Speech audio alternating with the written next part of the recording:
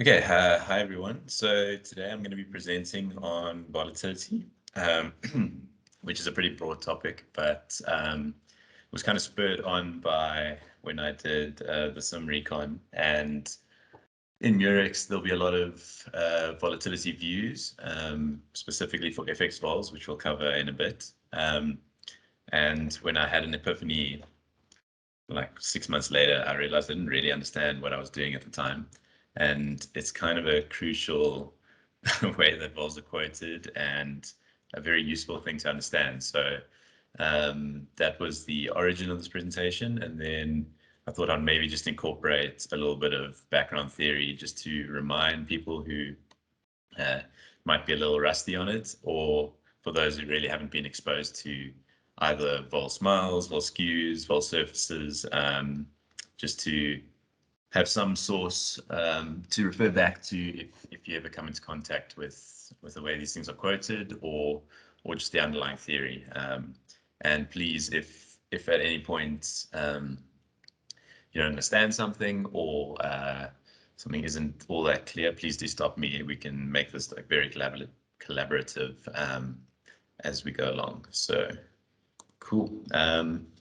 So the content today, just recapping some core concepts relating to vol, and then we'll go into secondly implied volatility, thirdly vol surfaces, and then we'll get into again what I was talking about, the origin here, the FX vol quotes and the way they're quoted using certain instruments. And then fifth, we'll get into volatility instruments, more specifically vol and variance swaps, which are probably the most interesting of the lot.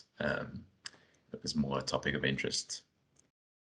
Cool. So a reminder of some core concepts.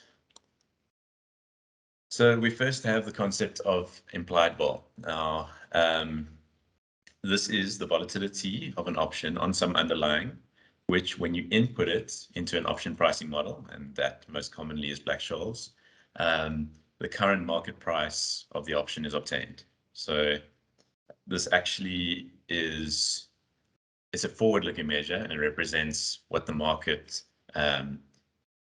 forecasts the movement of the price to be. So that, yeah, it's forward-looking. And implied volatility is a really important concept because, as I've just mentioned, options are often quoted in terms of these vols as opposed to their prices alone, particularly amongst professional traders, because it gives them a way to make more accurate comparisons to certain options when the certain details of the options might not align specifically, say time to maturity or strike.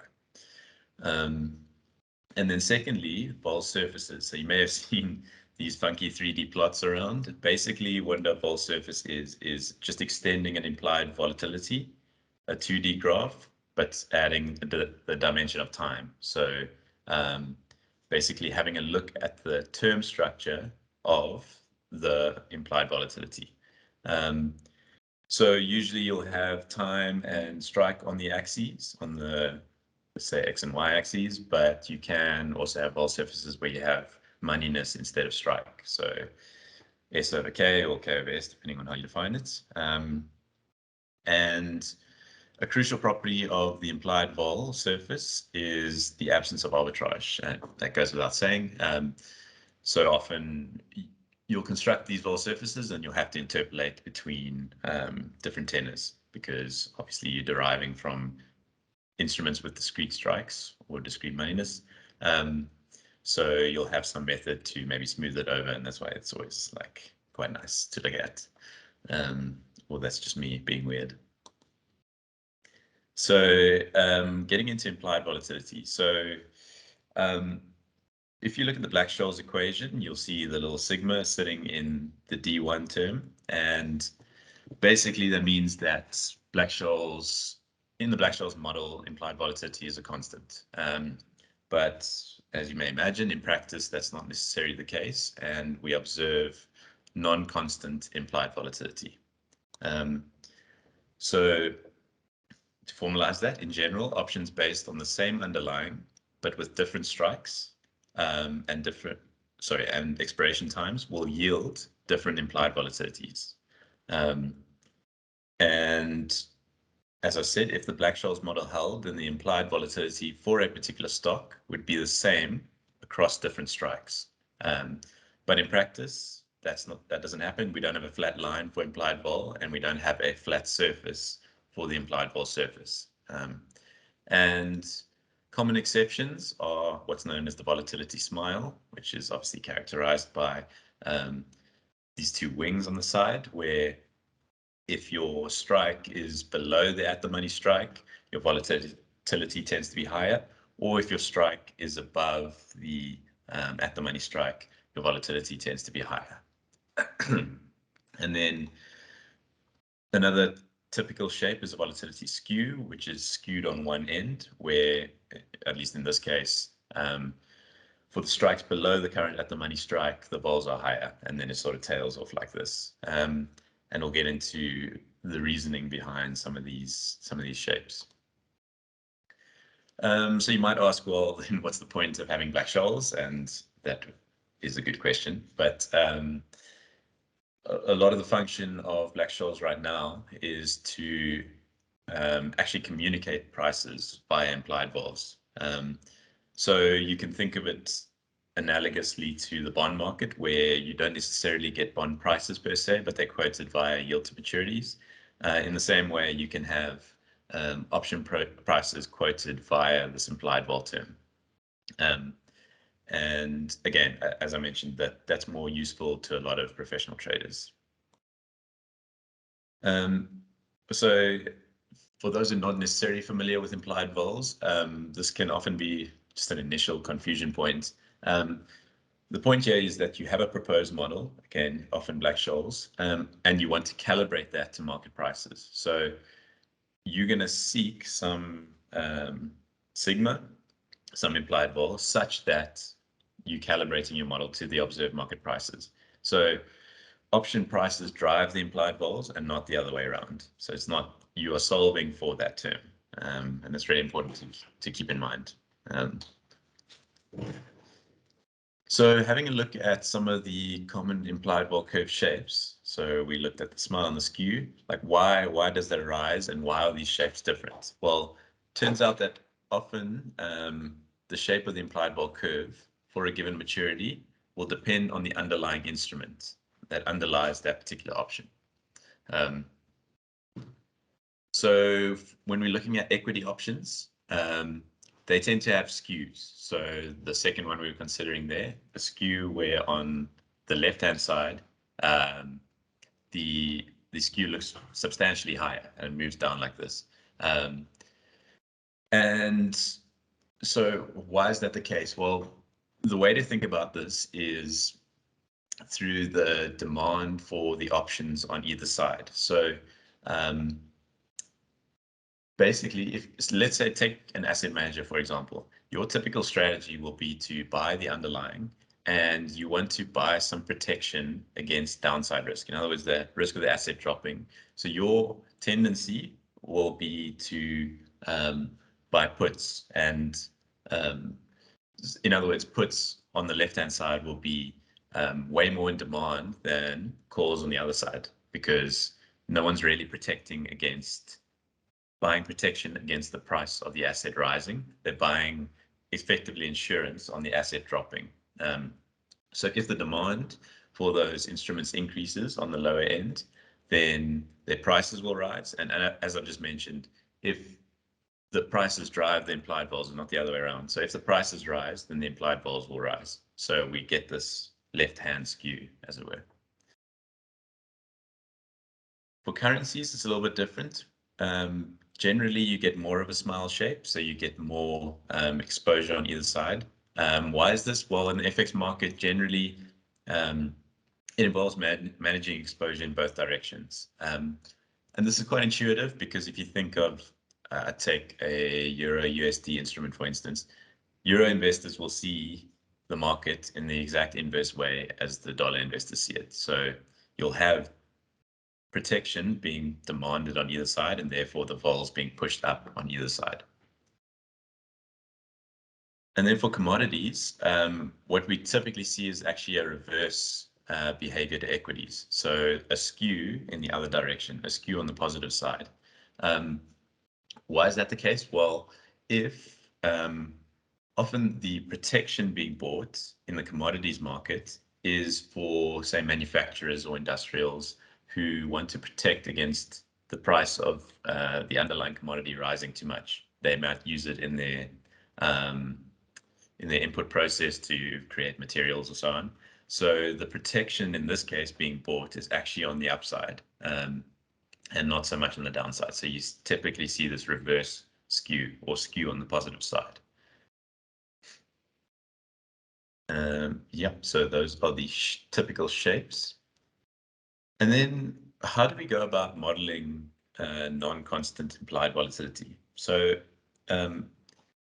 if we choose not to accept this assumption of a constant vol in a Black-Scholes framework, then how do we go about modeling it? Well, there are a couple of approaches. So one is local volatility models.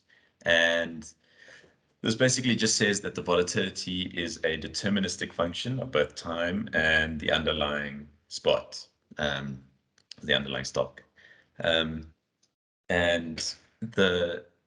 So typically, or the most famous equation for this is the De Beer equation. And this allows for the estimation of the local vol function using the market prices. So it's a bit of a mouthful to take in initially, but it's a lot of partial derivatives here of the core price, and then you see the volatility term in there. And then, just multiple partial derivatives, this PDE here, and you can solve it. But just a note, and I won't get into it, like it's not as easy as just solving for the volatility. Typically, you have to sort of pre-interpolate a vol surface and then feed it in, or you have to work out, it's a bit of a long story, but you might have to use terms that you find in the Black-Scholes equation and feed it in here. So you might have to take partial derivatives on both sides. But the point is to know that a local vol model is just a deterministic function of both time and the underlying. And then we get into stochastic vol models, which is obviously a development in complexity from local vol models. And we know that, well, a lot of us will know that you might have a stochastic process modeling the underlying asset, like geometric bounding motion. But stochastic vol models say that, the actual vol itself, which sits in that equation, is itself a stochastic process. And the sources of randomness, the Brownian motions in both of those, are correlated in some way. The most classic stochastic vol model is the Heston model, whose differential equation takes on the form that I've shown there. And you might have a mean reversion term. You'll have a square root term on the Brownian motion portion. And that's the most classic. And there are obviously tons of variations and adaptations that have been developed since, but this is the sort of starting point into stochastic vol. And then sort of alluding to what I was saying earlier, that once you choose a particular model, it must be calibrated against the existing market data. So you'll try and identify the appropriate parameters through some kind of least squares optimization, MLE or so on. And you'll try and identify this omega, this epsilon, all these parameters. So again, it's referring to this process of observing market prices and then inferring the model parameters. And then we have a combination of both of these, which are the local stochastic vol models. And they're basically just combining the two approaches. So they're modeling the volatility both as a function of time and the underlying asset, but now they're including additional stochastic processes. So it's also an interesting field to read more up on if you are interested. I think the deficiencies in some of these models are fairly obvious. So a local vol model is usually relatively easy to calibrate, but it will only use today's prices, and it makes no assumption of the behavior of the vol over time. So you might have a great fit today, but when we're looking at longer maturities, then typically the model for this vol will perform poorly. But on the stochastic side, obviously there's an increase in complexity if we are introducing sources of randomness. And with that increased complexity, introduces an element of complexity in the calibration process, right? So it's obviously a lot harder to calibrate a stochastic vol model than a typical local vol model, because local vol is just some deterministic function. And as I said, the local stochastic vol models try and get around some of these deficiencies and combine the best pieces of both of them.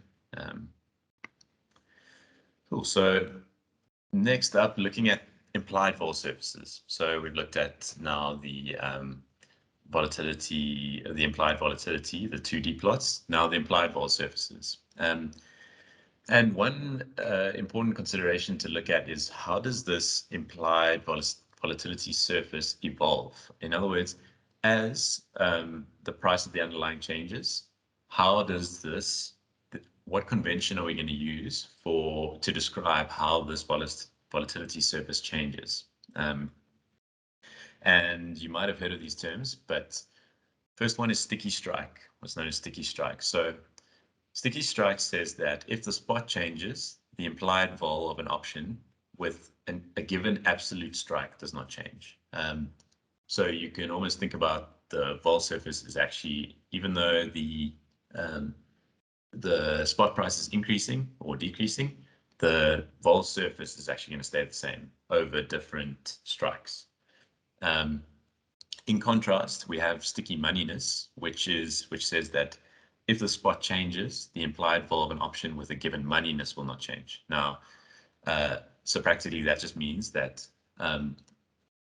if the spot moves, that new moneyness, the vols will remain constant over the same moneynesses. So obviously the moneyness will change because your spot is changing, and moneyness is S over K. So that's characterized by an actual shifting of the vol surface. And then we have sticky delta. Yeah, so this is sticky delta in the Greek sense. If spot changes, the implied vol of an option with a given delta will not change. And I'll get into that now. So let's take an example here just to make this a bit more concrete. Suppose your spot is 100 and it moves to 120.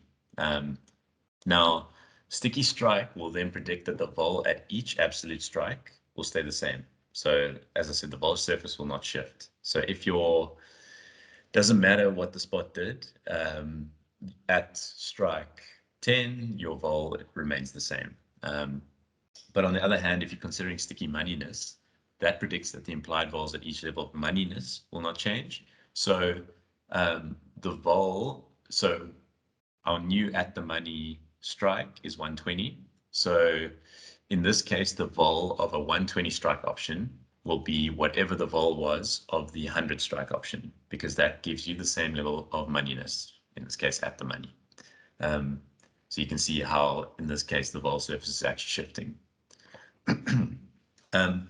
So just two important points to note, this is a bit of a nuanced point. So in a lot of, when I was researching this, like sticky moneyness and sticky delta are used interchangeably, but it's actually referring to sticky moneyness. So the second point that I just described, but it seems to be more of a naming convention, and this is not referring to actual delta in the Greek sense, so the rate of change of the option relative to the underlying. So true sticky delta is actually used prominently in volatility surfaces in FX markets. But the second point to note is that it's not a straightforward process, because, and we'll get to it now, if you think of delta in a Black-Scholes world, delta is ND1, and D1 contains the volatility term, right? It sits in there. So if spot moves, your delta will change, but the volatility also sits in there, which we're trying to effectively solve for. So we have this iterative process that we have to go through to try and find a solution. So it's by no means a straightforward exercise to figure out sticky delta. That being said, sticky delta is close to sticky moneyness, but they are not exactly the same. But there is this nuance on how they are named. Commonly, if you were to go look up sticky moneyness, a lot of them will use them interchangeably. So we've looked at our implied vols, we've looked at our vol surfaces now. So now let's think about how we start to go about actually quoting these in practice. How does the market quote? When I go and log into Murex, what am I going to see? So to get there, it requires a quick introduction to, or a quick recap of delta. So the delta of an option is the amount an option price is approximately expected to move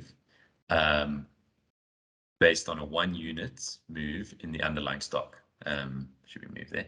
And we say approximately because as the underlying moves, delta will change as well. The underlying, let's say S, sits in the delta formula, but approximately this holds.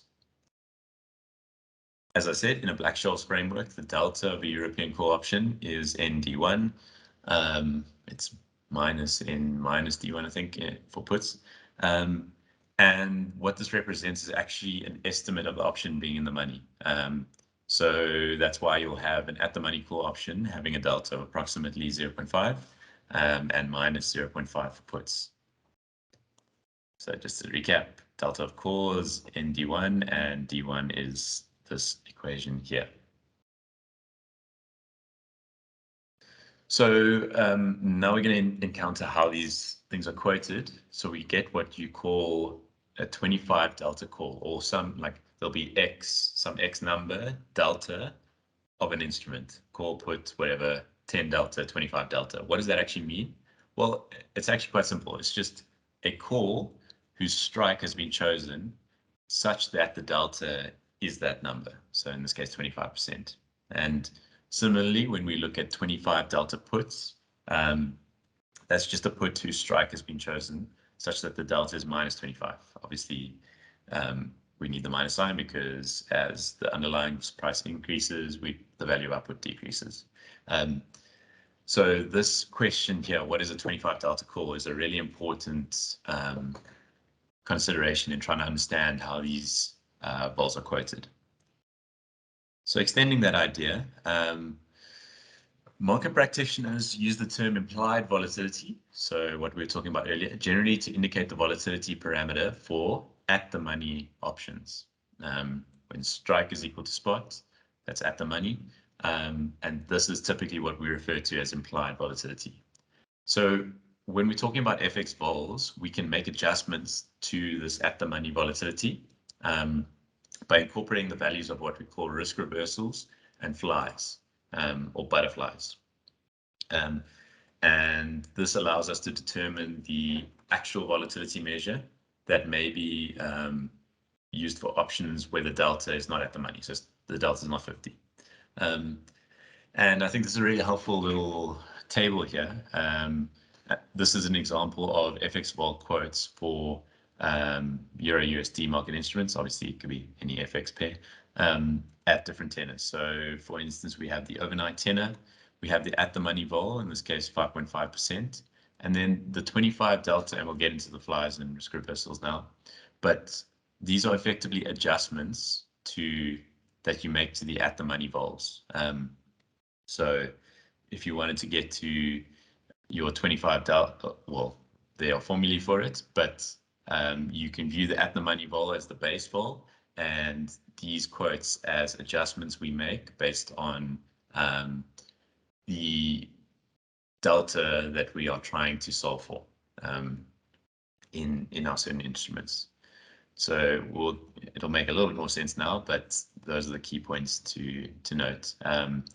And just another point that the FX vols are typically, the standard market quotes are at the money, 10 delta risk reversal, 10 delta butterfly, and 25 delta risk reversal, and 25 delta butterfly, with reference to that at the money vol. So let's look at what risk reversals are in the first place, and then we can go to understanding what those quotes actually mean. So a risk reversal can refer to an actual investment strategy. So if you Google Investopedia risk reversal, this is what you're going to get. But it's also referring to how these things are quoted. But let's take a look at the actual investment strategy to start off with. Here we have the payoff diagram. And basically what a risk reversal is, it's an option position that consists of being short out the money puts and being long and out the money call, both with the same maturity. So the position simulates, as we can see in the payoff diagram, it effectively simulates the behavior of owning the underlying security. So some kind of synthetic long position is what a risk reversal actually is. So you could typically hedge some short position in the underlying using a long risk reversal.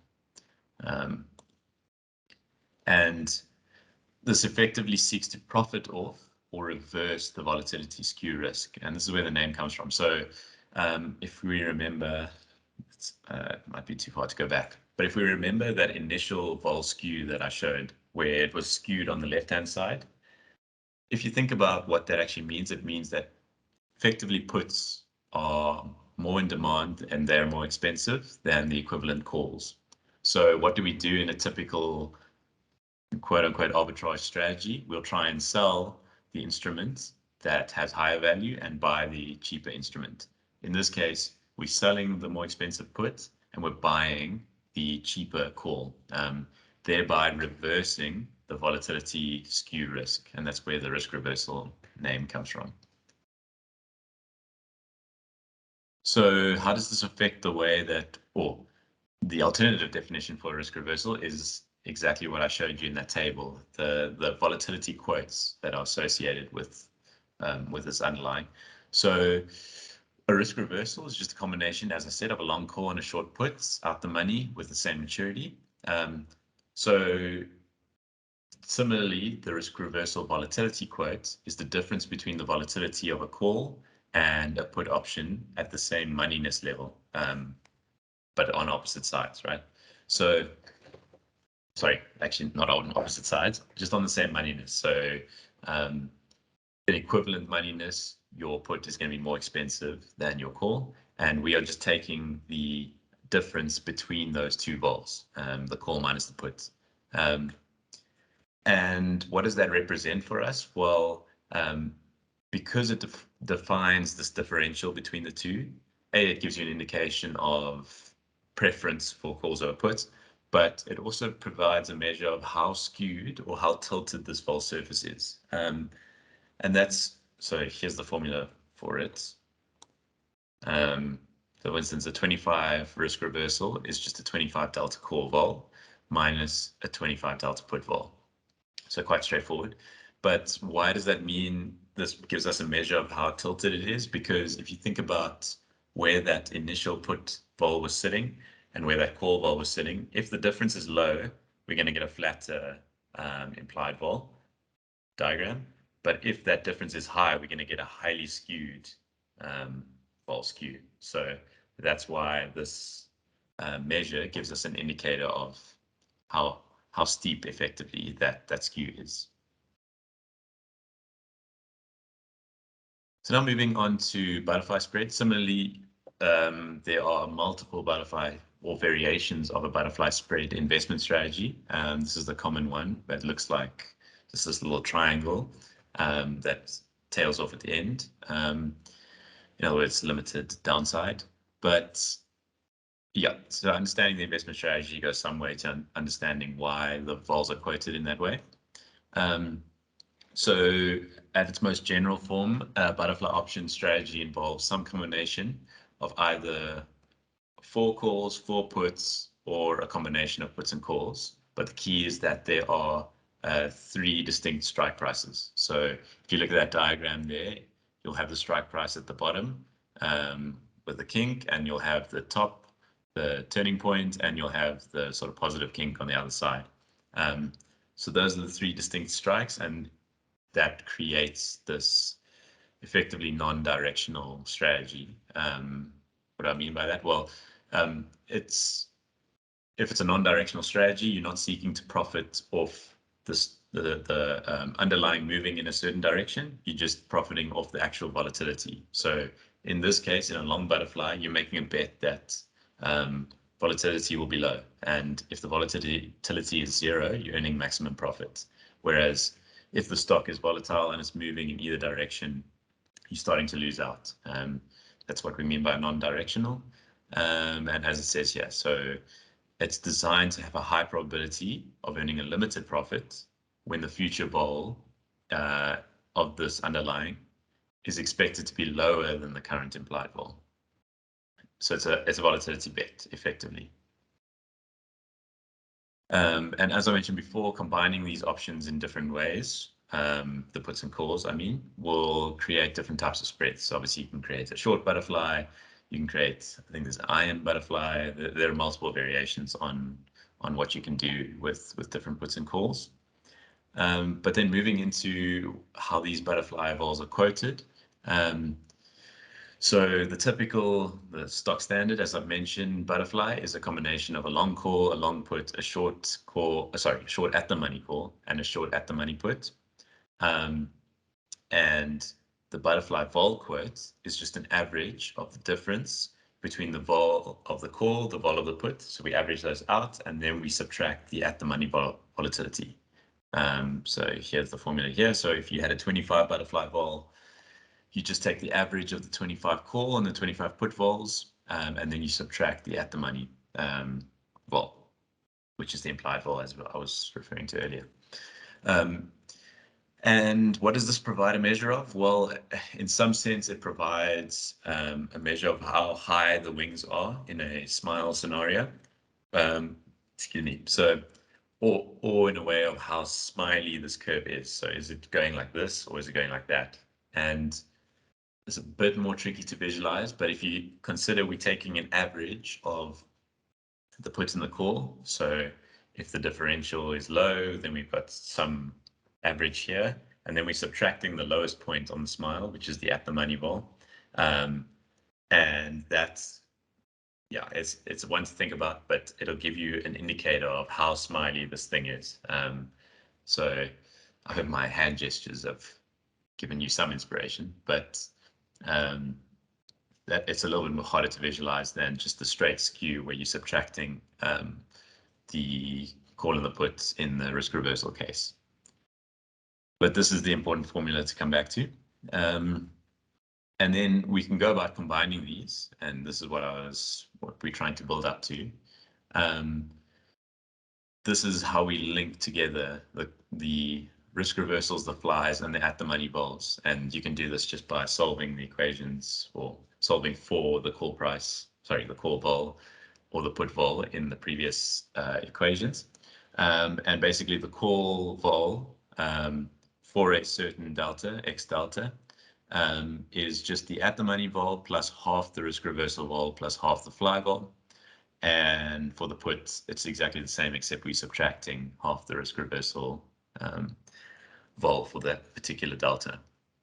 And that's how we reverse engineer the call and put vols from those quotes that we saw in that initial table. So you've got those three elements, and then we can work out what, for a particular delta, what should the call vol be. So it's very useful. Now getting into volatility instruments, this is more a topic of interest. Are there instruments that give us exposure to volatility as opposed to your classic, let's say an equity option, you're actually exposed to price movements in the underlying. But if you're an investor and you say, I want to obtain pure exposure to the direction of, to just exposure to the stock's volatility and not the direction of movement or by how much. So turns out you can, and one way to do that is through a volatility swap. So a normal stock volatility swap is just a forward contract on an annualized volatility, and you'll obviously define certain conventions associated with how you calculate that vol. But I don't know if this is too small to see, but its payoff at expiration is just equal to your realized vol minus obviously your some strike vol that you've set times your nominal per unit vol. So that's just, this is just, you can almost see it as a fixed for floating trade on vol.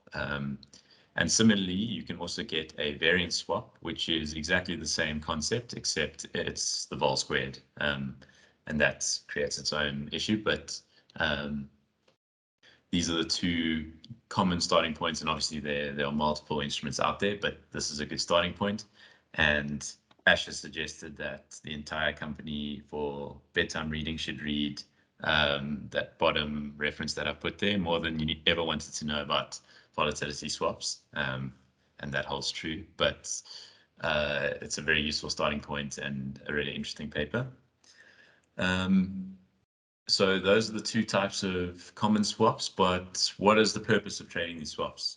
So we know it's a trade on volatility, but why would we do it? Well, one reason is you might have some opinion on the direction of vol. So you might have, you might want to speculate on the future levels of a stock or an index vol. And trading the swap will give you a much more direct way to do that versus trying to trade and hedge different options to get a net trade on volatility. So if you have an opinion on some event, like a political or financial event, you might want to take some position in volatility because you have some opinion on its direction. Second one is it gives you a way to trade the spread between the realized and the implied vol. So maybe I didn't clarify. Realized vol is just actually what the vol turns out to be, whereas, as I mentioned before, implied vol is a forward-looking measure. It's a somewhat of a market expectation of how volatile things could get. So in this case, the delivery price, so that K, of a vol swap is a value close to the level of the current implied vols for options that have the same expiry as the swap. So again, this takes a little bit of thinking about it, but if you unwind the swap before it expires, you can actually trade the spread between the realized and the implied vol. Again, if you have some opinion on what the spread may be, if it's underpriced or so. And then the third reason is hedging. So you might, if you consider some common businesses that might want to hedge vol, a hedge fund may want to, because if they, so some hedge funds will trade on what they call merger arbitrage, and if overall market volatility increases, then some merger that they've effectively bet on might become less likely. So vol is very important to them. And if you're some active investor, higher vol is not necessarily a good thing for you in some senses, because you want to rebalance your portfolio, and obviously that comes with its own set of transaction costs. So higher vol to rebalance that portfolio in an exact way is not working to your advantage. It's increasing your costs. So active managers also have an interest in what the vol is, and may want to hedge that. So how do we go about valuing these instruments? That's the premise of the paper. So it does get quite deep, and but he starts off with a really cool intuitive approach to how you would construct a replicating portfolio. And if we think back to financial economics, we can try and construct a replicating portfolio with the same cash flows to determine the price of some option. Because if we replicate the cash flows, then by no arbitrage, they should have the same price. And of course, so I would really encourage everyone to read the paper, but there are a lot of assumptions and issues that have to be dealt with. So, for instance, the approach he initially gives assumes no jumps in stock price, which is not necessarily a realistic assumption. Doesn't necessarily always incorporate vol skews. There's assumptions on discrete trading versus continuous trading, but this is a useful way to start thinking about how you can an intuitive approach to replication. So the first step is we seek a portfolio whose sensitivity to the real. So this is for a variance swap. Sorry, I didn't clarify that. We want to construct a portfolio whose sensitivity to the realized variance is independent of the price moves, so of the stock price, yes. Because if we think back, we're trying to trade variance in this case, and not the actual price of the underlying, right? So we want to isolate that variance as the exposure that we are trading. So it turns out a single option is an imperfect vehicle to do so. You're not going to isolate that variance as the thing you want to trade. So to obtain a portfolio that responds to the volatility or variance independent of these stock moves, you need to combine options of many different strikes. This is the way you go about isolating that variance as the trading item. And it turns out in this initial very naive approach to it, if you own a portfolio of options of different strikes where those options are weighted in an inverse proportion to the square of the strike level. So 1 over k squared is your proportion that you are investing in the option of strike k. It turns out that's the optimal way to do it and to isolate the variance again. Just to not to repeat myself, but that comes with a lot of simplifying assumptions, and this is just this initial intuitive way of thinking about it. There are practical limitations on option granularity. In other words, like how many options can I actually trade? There are obviously a discrete number of strikes options that I can trade. I can't trade continuous options.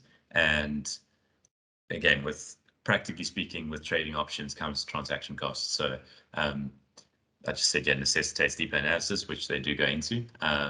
So that's just the thing to consider.